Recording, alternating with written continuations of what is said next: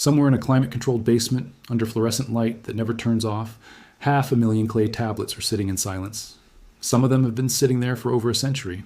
They were pulled from the sand of southern Iraq, shipped across oceans, catalogued, numbered, and then, quietly, forgotten. Not because nobody cared, because there simply weren't enough human beings alive on Earth who could actually read them. That's the part of this story nobody tells you. Cuneiform, the wedge-shaped script the Sumerians invented around 3200 BCE, is one of the hardest writing systems ever created by a human hand. Over 600 distinct signs. Signs that changed shape across 3,000 years, across a dozen different languages, across generations of scribes who each had their own handwriting, their own shortcuts, their own mistakes.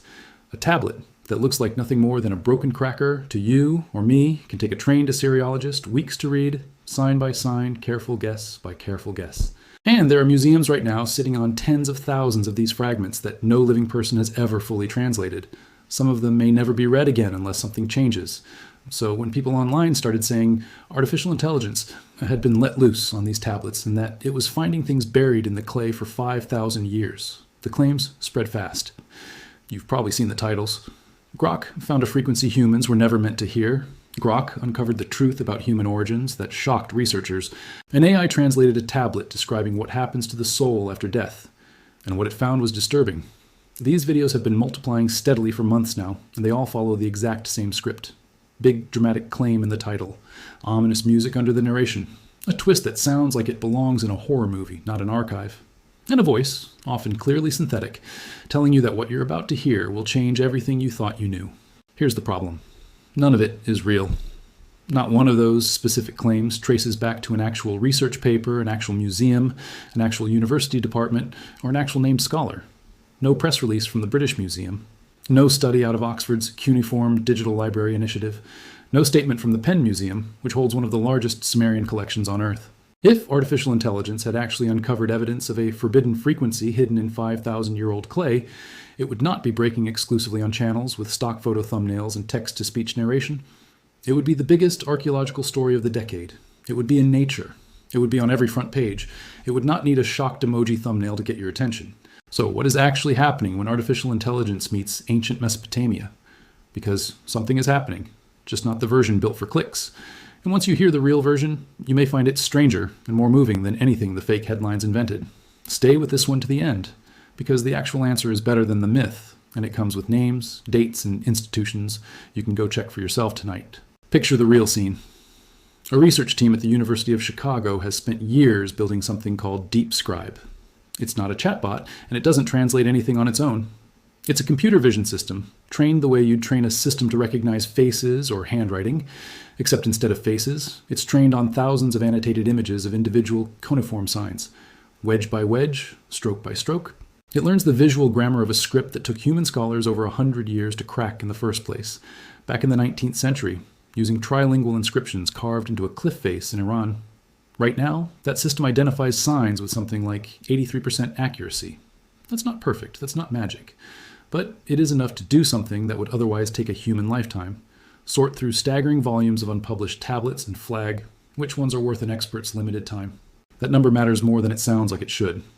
83% accuracy on a script with over 600 signs, evolving across 3 millennia in multiple regions, means the system is doing pattern recognition at a scale no single human brain could hold in memory at once. It's not reading meaning, it's recognizing shapes, the way you recognize a letter of the alphabet, even in someone else's messy handwriting. That distinction is really the whole story, and it's worth holding on to for everything that follows, because it's the exact line the clickbait crowd loves to blur. The machine sees form, the human still has to supply understanding. Now here's where it gets genuinely exciting, because this part really did happen, with real names, real institutions, and a real result you can look up today. In July of 2025, researchers working in collaboration with the University of Baghdad were trying to reconstruct a Babylonian hymn dated to roughly 1000 BCE. Not a myth, not a prophecy, simply an old hymn praising the splendor of a city. The problem was that this hymn didn't exist as one tablet anyone could simply pick up and read. It existed as 30 scattered fragments, broken apart by time, by war, by looting, by the simple chaos of 3,000 years of history. Some sitting in entirely different collections, some barely a few inches across, none of them making sense alone. No human being had managed to work out which broken edge fit against which other broken edge, in what order, forming what complete text. This is where the AI came in, tied to a broader digitization effort connected to the ancient Sippar library, one of the great archives of the ancient world. Researchers used AI-assisted comparison to analyze the physical breaks, the sign patterns, and the phrasing across all 30 fragments at once, essentially compressing into weeks what would otherwise have taken a human scholar years of painstaking cross-referencing by hand. And it worked. They reconstructed a coherent poetic text. A song, written to a city that hasn't existed as anyone's home in over 2,000 years, brought back into something readable for the first time since it shattered.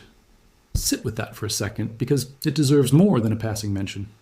A person, 3,000 years ago, sat down and wrote something with genuine pride in their voice, about their city, about its beauty, the exact same impulse that makes someone today write a love letter to their hometown, or post a photo of their skyline with a caption that says something like, "Nowhere else compares." That text broke into pieces. It sat unreadable, unknown, scattered across collections for 3,000 years. And in 2025, a partnership between human philologists and a machine that recognizes shapes put it back together. That is real. That happened. It is documented. And it is, frankly, more moving than any forbidden frequency a fake headline could invent. Because unlike the invented version, this one is true, and you can trace exactly how it was found. There's another real project worth knowing about, because it shows this isn't a one-time fluke.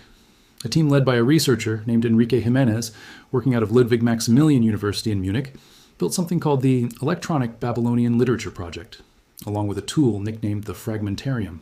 Think of it less like a translator and more like the world's most patient librarian, one that never gets tired and never forgets a single fragment it has ever seen.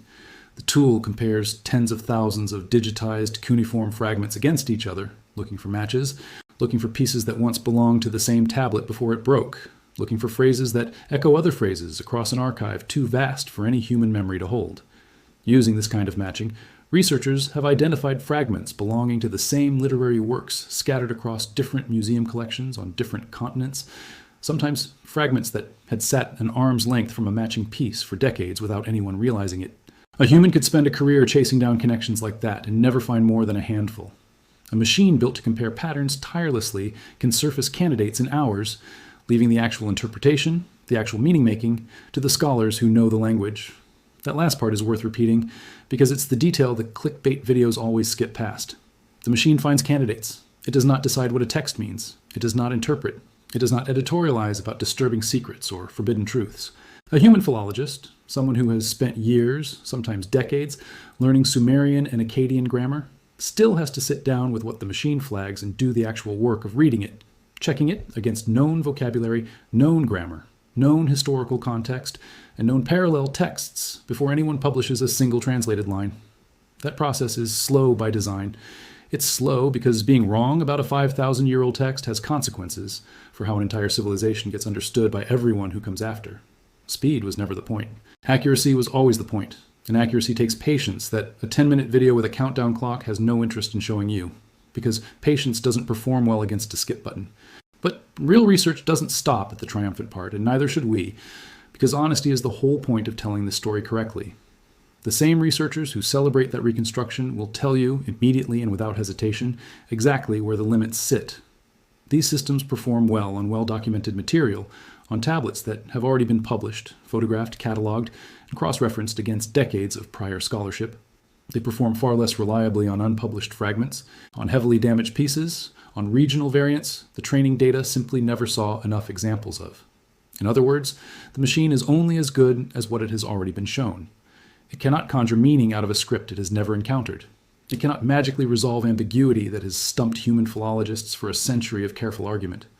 When you see a claim online that an AI revealed the truth about something no scholar has ever found a shred of evidence for, that's usually the tell. Real discoveries in this field are incremental. They're careful. They come with footnotes, caveats, peer review, and years of cross-checking, not a dramatic reveal set to ominous background music and a countdown timer. So why do these fake stories spread so easily and spread so fast? Partly because cuneiform is genuinely mysterious to most people, and it's completely reasonable to be captivated by that mystery. It looks alien on the page. It's 5,000 years old. It comes from the birthplace of writing itself. The very first moment humans figured out how to trap language inside a physical object and hand it to someone who wasn't in the room. That mystery is real, and honestly, it should be, because a script this old genuinely deserves a little real awe. The problem is that mystery is exactly the soil conspiracy content grows best in. When something is unfamiliar, when almost nobody watching a video has the expertise to fact-check it in real time, a confident voice and a dramatic thumbnail can make almost anything sound plausible. Attach the name of a real AI system, something people have heard of, something that already feels cutting edge and slightly uncanny, and you've built a claim that feels true even when it isn't, simply because the ingredients around it are real.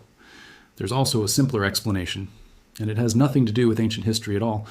These videos are not trying to inform you. They are trying to hold your attention for exactly as long as an algorithm rewards, and then move you seamlessly to the next video in the exact same series with the exact same structure, the exact same voice, and a slightly different shocking claim.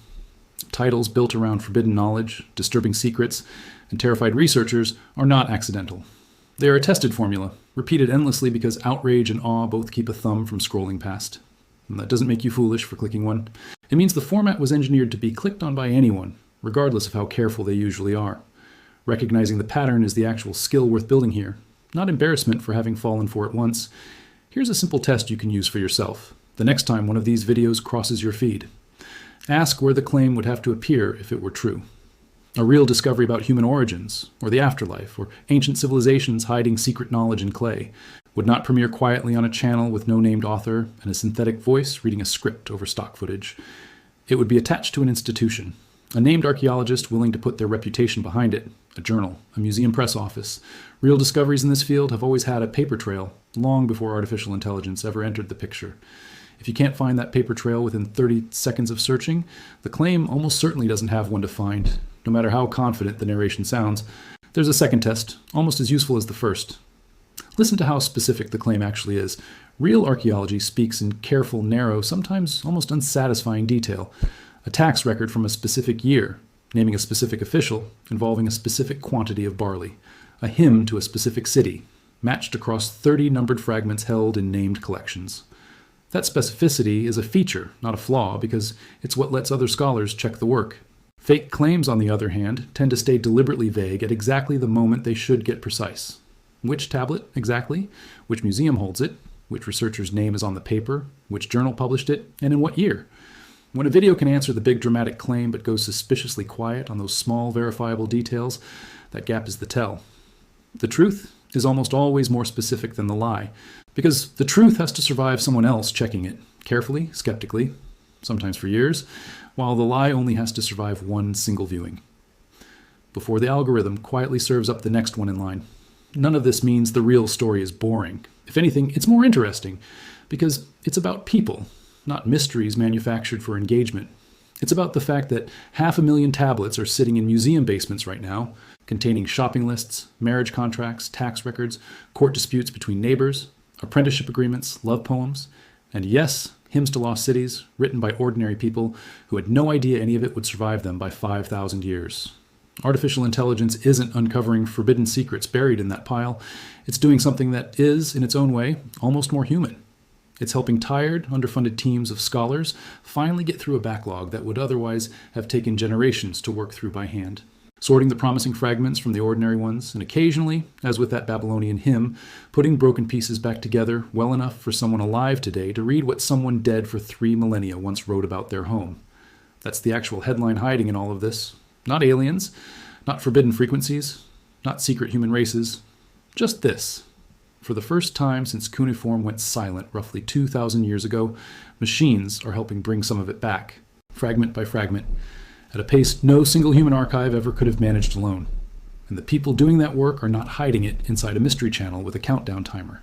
They're publishing it, slowly, carefully, cautiously, the way real history has always been built, one verified claim at a time. So the next time you see a title promising that an AI found something in ancient tablets that will change history forever, or that scientists are terrified of what a machine translated from a broken piece of clay, pause for just a second before you believe it. Ask who actually said it, ask where the paper is, ask why, if it were true, you'd be hearing it here first on a channel with no name attached, instead of on the evening news or in a journal with your library card. The real story of artificial intelligence in ancient Mesopotamia doesn't need an invented twist to be worth your attention. 5,000 years of human voices sitting silent in the dark, slowly being read again for the first time in millennia, is already the most incredible thing in the room, without a single word of it needing to be exaggerated. And maybe that's the actual lesson buried underneath all of this, no invention required. The tablets were never hiding a secret meant to frighten you. They were hiding the ordinary, extraordinary fact that people 3,000 years before you were born worried about the same things you worry about. They fell in love. They argued over debts. They praised their cities and mourned their dead and wrote it all down because some part of them wanted to be remembered by someone they would never meet. Machines are not resurrecting monsters out of that clay. They're helping resurrect neighbors. And once you see the real story clearly, it becomes genuinely hard to understand why anyone ever felt the need to dress it up as something darker to get you to watch. The truth was never boring here. It just took patience, real institutions, careful scholarship, and a willingness to sit with uncertainty to find it. And that, unlike the videos that borrowed a real AI's name for easy clicks, is a story you can actually trust, verify, and share without a single asterisk attached. There's one more thing worth carrying with you after all of this, and it has nothing to do with clay or cuneiform at all. It's a habit, really, more than a fact. The next time any headline tells you that an artificial intelligence uncovered something ancient civilizations supposedly hid on purpose, something scientists are afraid of, something that will change everything you believed, treat that feeling of shock as information about the video, not information about history. Real history rarely arrives wrapped in fear. It arrives slowly, in fragments, matched by patient people and patient machines working together, published quietly, checked by strangers who have no stake in whether you're impressed. The tablets in that basement are not waiting to frighten anyone. They are waiting, the way they always have, for someone patient enough to read them properly. Right now, for the first time in human history, that someone is not working alone anymore.